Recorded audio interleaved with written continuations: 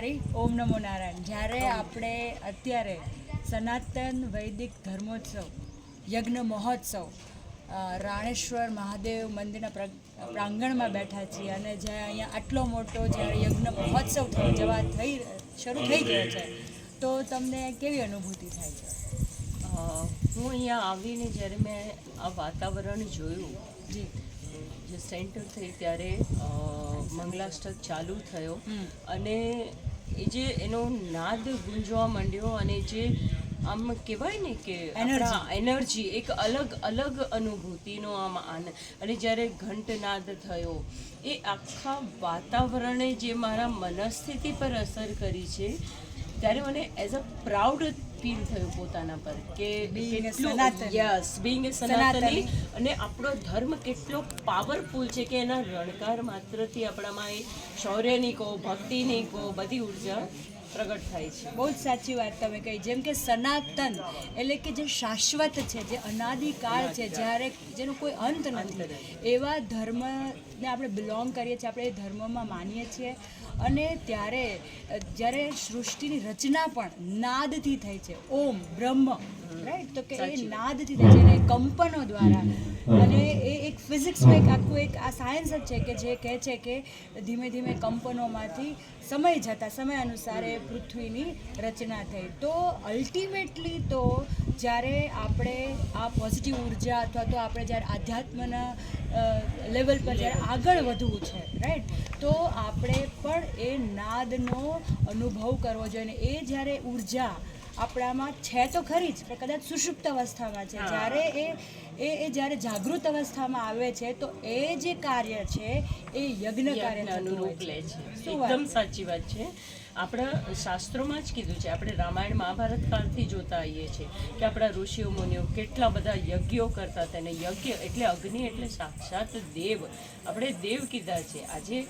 આજે આપણે ચારે તરફ સૃષ્ટિમાં જોઈએ, પંચમહા જે આપણે પંચ તત્વો કહીએ છીએ, તમે જો આકાશ, જળ, પૃથ્વી, વાયુ, અગ્નિ, આ પાંચે તત્વો આજે તમે જો ઠેર ઠેર પોતાની સીમા, આમ એવું થાય છે કે પ્રકોપ છે કે શું ચાલી રહ્યું છે, મને તો કશું સમજાતું. તમે હમણાંનું જ એક્ઝામ્પલ લઈ શકો છો કે અત્યારે કેલિફોર્નિયામાં, અમેરિકા કેલિફોર્નિયા એટલો દાવાનળ, એટલે અગ્નિદેવે એમનું જે ભયંકર સ્વરૂપ લીધેલું છે કે જે મનુષ્ય એની પાસે લાચાર છે. અમેરિકા જેવો દેશ પણ લાચાર છે.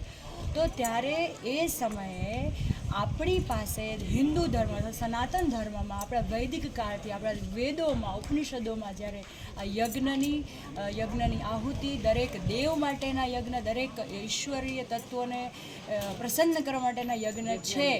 અને એ યજ્ઞ છે, પણ આજે આ પ્રાંગણમાં શ્રી મહેશગીરી બાપુના સાનિધ્યમાં એમનો એક આજે સંકલ્પ હતો કે જે 40 દિવસનો જે યજ્ઞ મહોત્સવ જેવા થઈ રહ્યો છે, તે ખરેખર એ એક મિસાલ, કોઈ નાની વસ્તુ નથી. આટલા મોટા પાયે 40 દિવસ સુધી, આજે આપણે ઘરમાં 4 દિવસ મહેમાનો રોકાય તોય આપણે વિચાર કરો કે 40 દિવસ સુધી અન્ન ભંડાર, અન્ન ક્ષેત્ર ચાલુ રહેવાનું. આ બધી જ, અને ક્યાંથી બ્રાહ્મણો પધાર્યા છે, ભૂદેવો ક્યાંથી આવ્યા છે, ગુજરાત ભરથી, આખા ભારતભરમાંથી જે, તો આ ભૂમિ કેટલી પાવન થશે. અને જ્યારે બધા જ ભૂદેવો ભેગા થઈને જ્યારે આ પંચનાદ, આ જે મંત્રોચ્ચાર કરશે, એનો ગુંજારવ તો મને લાગે છે ગિરનાર ઉપર ઘંટનાદને ત્યાં સંભળાશે. બહુ સાચી વાત તમે, બહુ જ સાચી વાત. અને એને કહેવાય છે કે દેવોને જ્યારે પ્રસન્ન કરવા છે, તો એને પ્રસન્ન કરવા માટે આપણે યજ્ઞરૂપી આહુતિ આપીએ છીએ. એ આહુતિમાં આપણે વિવિધ કાષ્ટનો ઉપયોગ કરીએ છીએ, બીજી ઘણી બધી જવ, તલ, ઘી. અને એ ભૌગોલિક રીતે પણ એક બહુ જ સારી વસ્તુ કે આ વાતાવરણને પણ શુદ્ધિકરણ કરે છે. અને આની સાથે એનું એક સ્પિરિચ્યુઅલ વેમાં પણ એનું આખું એક સાયન્સ પણ છે, લઈ શકાય છે કે એની ઘણું બધું એની સિગ્નિફિકન્સ મહત્વ છે.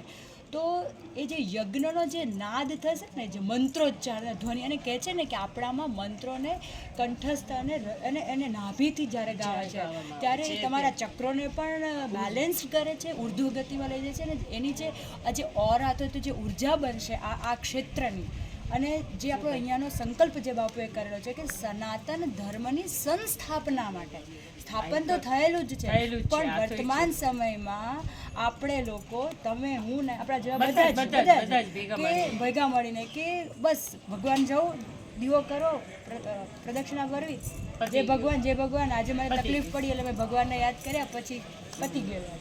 તો એની જગ્યાએ જો આપણા બાળપણથી આપણે ઇન્કલ્કેટ કરીએ, આમાં નાના બાળકમાં આ વસ્તુનું રોપણ કરીએ કે ભાઈ તું આ મંત્રનો ઉચ્ચારણ કર, અને શુદ્ધ રીતે મંત્રોચ્ચાર કરવાની વાત છે. જે આપણા ભૂદેવો કરે છે એ સાંભળીને જો આપણને આટલી પોઝિટિવ ઉર્જા થાય છે તો આઈ ડોન્ટ નો કે ખરેખર હું તો મારી જાતને ખૂબ ધન્ય માનું છું કે મને અહીંયા આવવાનો આટલો લાવો મળ્યો. અને આ ધરતી ખરેખર જૂનાગઢ એટલે કે કહેવાય ને કે તમે આ ધરતી પર પગ મૂક્યો એટલે તમે પવિત્રને પામ્યા. એટલે અને એ પણ આવી આધ્યાત્મિક રીતે થયેલ આ બધી જે બધા કાર્યકર્તાઓ કેટલા ઉત્સાહથી કાર્ય કરી રહ્યા છે. હું સવારથી જોઈ રહી છું, એક પણ પર્સન પરના મોઢા પર, એક પણ વ્યક્તિના મોઢા પર આમ થાક કે નિરાશા, બધા જે કે આમ હું સવારથી એ જ જોઈ રહી છું કે કેટલા ઉત્સાહભેર બધા યજ્ઞમાં સામેલ. અને તમે જોઈ શકો છો કે તમે જોયું બંને બાજુ અત્યારે યજ્ઞવેદીઓ છે અને એક પછી એક યજ્ઞ જ્યારે શરૂ થશે અને જ્યારે એના અંતિમ પડાવ પર પહોંચશે એ જે 20 ફેબ્રુઆરીના અંદર, ત્યારે એ ઉર્જા તો ખરેખર અદ્ભુત હશે. એના માટે કોઈ શબ્દો નથી. ખરેખર આપણે એ ભગવાનના આભારી છીએ અને જે સંસ્થાએ આ આયોજન કરેલું છે એના ખરેખર આભારી છે કે આપણે આ યજ્ઞના એક ભાગ બન્યા છે ને આપણને અહીંયા આવવાનો ઈશ્વરે મોકો આપ્યો છે. જય ગિરનારી.